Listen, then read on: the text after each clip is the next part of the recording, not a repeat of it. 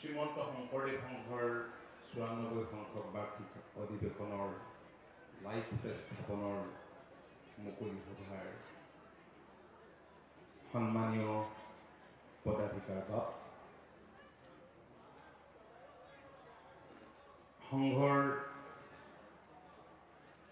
আজি এই অনুষ্ঠানত উপস্থিত থকা অসম চৰকাৰৰ সন্মানীয় মন্ত্ৰী,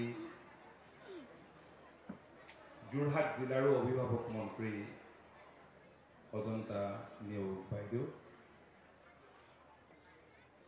সংঘৰ প্ৰধান সম্পাদক সন্মানীয় কুশল ঠাকুৰীয়া বা, প্ৰাক্তন পদাধিকাৰ সন্মানীয় কমলাকান্ত গগৈ বা আৰু ৰজনীকান্ত দত্ত বা, এই অনুষ্ঠানত উপস্থিত থকা কাজিৰঙা লোকসভা সমষ্টিৰ সন্মানীয় সাংসদ কামাখ্যা প্ৰসাদ তাছা ডাঙৰীয়া, মৰিয়নি বিধানসভা সমষ্টিৰ বিধায়ক ৰূপজ্যোতি কৰ্মী ডাঙৰীয়া, সমন্বিতে মঞ্চত উপবিষ্ট বিশিষ্ট ব্যক্তিসকল, সংঘৰ ৯৪ সংখ্যক বাৰ্ষিক অধিৱেশনৰ আদৰণি সমিতিৰ সভাপতি ডক্টৰ নবীন চন্দ্ৰ বৰা, যোৰহাট জিলা শাখাৰ সভাপতি আৰু সম্পাদক বা সমন্বিতে সংঘৰ সকলো পৰ্যায়ৰ বিষয়ববীয়া সৰল সদস্য, আই মাতৃ ভকত বৈষ্ণৱ আৰু গুৰুজনাৰ আদৰ্শৰে জ্যোতিষ্মান ৰাইজ, জয়তে আপোনালোক আটাইকে আমাৰ ভক্তিভৰা শ্ৰদ্ধা আৰু সেৱা নিবেদন কৰিছোঁ।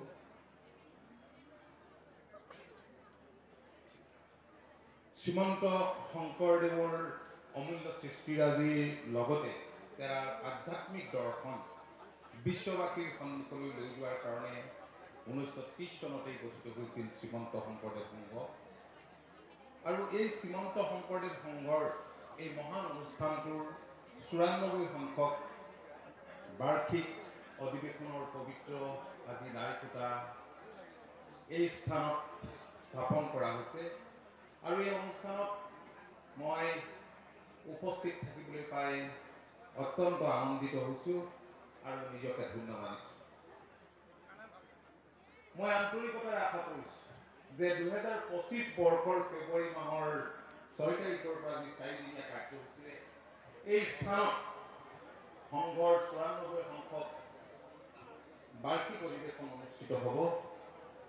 এয়া আমাৰ সকলোৰে বাবে কৈ উঠিব সনাতন কৃষ্ণ সংস্কৃতি আধাৰিত মহামিলনৰ তীৰ্থ আৰু হৰিনামেই য'ত মূল কথা। আজি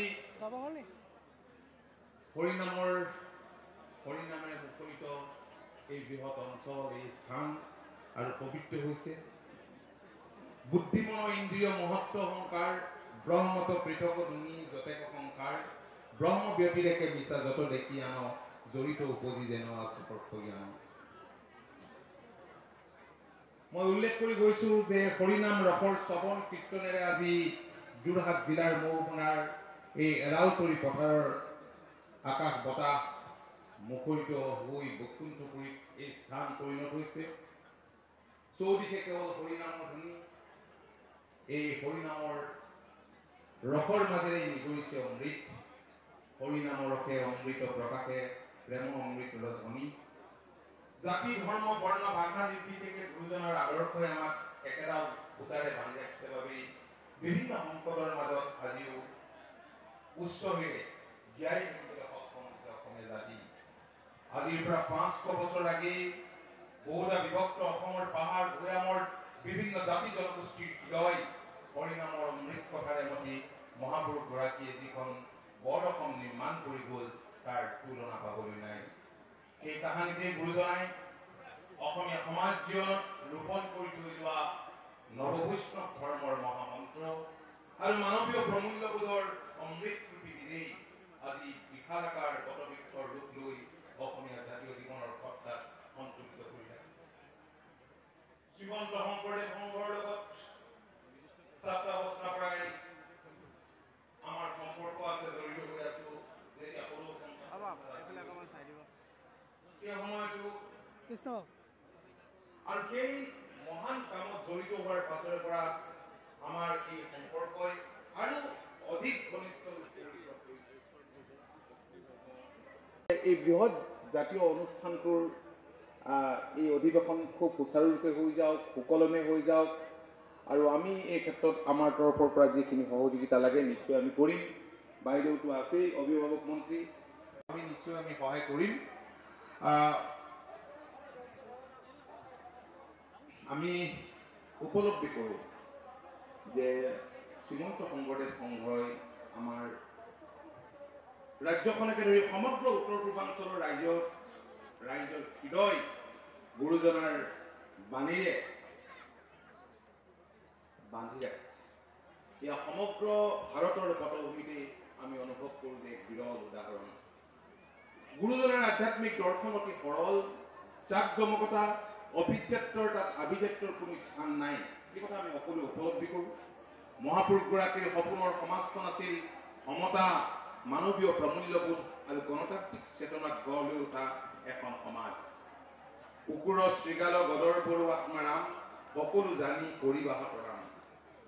শংকৰ চেতনাৰ এই মহান আদৰ্শ সকলোৰে আগত তুলি ধৰাৰ ক্ষেত্ৰত শ্ৰীমন্ত শংকৰদেৱ সংঘৰ নিষ্ঠা আৰু সততাই আজি সাধাৰণ জনতাৰ অন্তৰ স্পৰ্শ কৰিবলৈ সক্ষম হৈছে। আৰু সেয়েহে অগণন ৰাইজৰ আজি লাইভ ফুটেজ স্থাপন কৰি অগণন ৰাইজৰ মই অনুভৱ কৰোঁ, যিবিলাক সৰ্বসাধাৰণ ৰাইজ আজি ইয়াত উপস্থিত আছে, এইসকলক হয়তো কোনো আনুষ্ঠানিকভাৱে নিমন্ত্ৰণ কৰা হোৱা নাই। গতিকে অধিৱেশন থলীত যে লক্ষ লক্ষ ভকতৰ আগমন ঘটে, সেইকাৰণেই ঘটে যে সাধাৰণ জনতাৰ অন্তৰ স্পৰ্শ কৰিবলৈ শ্ৰীমন্ত শংকৰদেৱ সংঘই সক্ষম হৈছে। সংঘৰ মই ভাবোঁ যে কৃতিত্ব সেইখিনিতে, আৰু সেইবাবে শ্ৰীমন্ত শংকৰদেৱ সংঘ আজি আমাৰ দেশৰ বাবে অকল এটি আধ্যাত্মিক অনুষ্ঠানেই কৰি থকা নাই, ই অসমৰ এটা সৰ্ববৃহৎ জাতীয় অনুষ্ঠানলৈও পৰিৱৰ্তিত হ'বলৈ সক্ষম হৈছে। ইমান শৃংখলাবদ্ধ ইয়াৰ স্বেচ্ছাসেৱকসকল বোকাখাতত মই উপলব্ধি কৰিছিলোঁ। তাত আৰক্ষীৰ কোনো প্ৰয়োজনেই হোৱা নাছিল। সকলো ক্ষেত্ৰতে খোৱা বোৱাৰ তাত থলীতেই হওক বা অহা যোৱাৰ কাৰণে যিখিনি কৰণীয়ে হওক, ইমান শৃংখলাবদ্ধভাৱে প্ৰতিজন ৰাজ্যখনৰ বিভিন্ন ঠাইৰ পৰা অহা স্বেচ্ছাসেৱকসকলে ৰাইজক সেৱা কৰে। ভাবিলে আচৰিত লাগে, কোনো ৰাজনৈতিক বা অৰাজনৈতিক সংগঠনত মই এনেকুৱা দেখা নাই। ময়ো এটা অৰাজনৈতিক সংগঠনৰ দীৰ্ঘদিন ধৰি নেতৃত্বত আছিলোঁ। মই তাৰ বাবে শ্ৰীমন্ত শংকৰদেৱ সংঘ প্ৰতিজন ব্যক্তিক মই আন্তৰিক ধন্যবাদ আৰু কৃতজ্ঞতা জনাইছোঁ। আমি সকলোৱে জানো যে এই যুগটো সম্পূৰ্ণ বেলেগ, তথ্য প্ৰযুক্তিৰ যুগ, আৰু আমাৰ সমাজৰ ভোগবাদী চিন্তা চৰ্চাই প্ৰাধান্য লাভ কৰাৰ ফলত নৈতিকতাৰ অৱক্ষয় হ'বলৈ আৰম্ভ কৰিছে। এইটো সত্য, ইয়াক অস্বীকাৰ কৰাৰ উপায় নাই। আৰু ইয়াৰ ফলত সুস্থ মানসিকতাৰ অপমৃত্যু ঘটাৰ দৰে পৰিৱেশ এটাৰ উন্মুকনিও ঘটিছে যেন আমাৰ ভাৱ হয়, হয়তো আপোনালোকৰ ভাৱ হয়। যুগসন্ধিৰ এই উদ্বেগজনক সময়ত শান্তি, সমন্বয়, ভাতৃত্ববোধ, প্ৰেম, ভক্তি আদিৰ জৰিয়তে এখন সন্তুলিত সমাজ গঢ়ি তোলাৰ বাবে আমাক প্ৰয়োজন হৈছে নৈতিকতাবোধ আৰু আধ্যাত্মিকতাবোধৰ উপলব্ধি।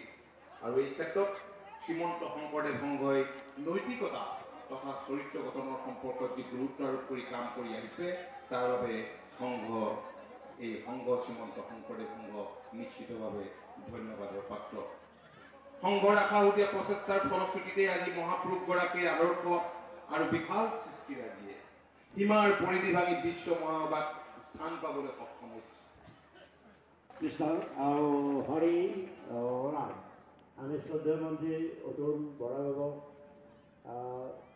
বহুত ধন্যবাদ জ্ঞাপন কৰিলোঁ। তেখেতে ইমান প্ৰেৰণাদায়ক আৰু উদ্দীপনাময় আমাৰ বক্তব্য শ্ৰীমন্ত শংকৰদেৱ সংঘক উজ্জীৱিত কৰি তুলিছে, আৰু কেৱল কথাৰে নহয় কামেৰেও আমাক সদায় সহায় কৰি আহিছে, আৰু তেখেতে জাতি নিৰ্মাণত সদায় আগভাগ লৈ আহিছে। শ্ৰীমন্ত শংকৰদেৱ সংঘৰ প্ৰতি তেখেত বহুত আস্থা আৰু বিশ্বাস তেখেতে ৰাখিছে। গতিকে তেখেতৰ এই আস্থা আৰু বিশ্বাস আমি যাতে সদায় ৰাখিব পাৰোঁ, আৰু তেখেতে যাতে আমাক এই ধৰণৰ দৃষ্টিৰে কিবা দৃষ্টি কৰে, তেখেতক আমি ধন্যবাদ জ্ঞাপন কৰিছোঁ আৰু ভৱিষ্যত শুভকামনা আমি যাচিছোঁ। এতিয়া আন এজনে সন্মানীয় অতিথি কম সময় হ'ব, তেখেতে বেছি কথা নাপায়। আমাৰ অত্যন্ত সুদীৰ বান্ধৱ শ্ৰীমন্ত শংকৰদেৱ সংঘৰেই এগৰাকী সংগী বুলি আমি ক'ব পাৰোঁ। তেখেতে সেই কথা এষাৰ নিজেই এদিন যোৰহাটত আমাক এখন সভাত কৈছিল। মোৰ মনত আছে আমাৰ শ্ৰদ্ধেয় কামুকীয়া প্ৰসাদ ডাঙৰীয়া এইটো সমষ্টিৰ তেখেত মাননীয় সাংসদ, তেখেতেও সন্মানীয় অতিথি দুআষাৰ বক্তব্য দিবৰ কাৰণে মই সেৱা দিছোঁ।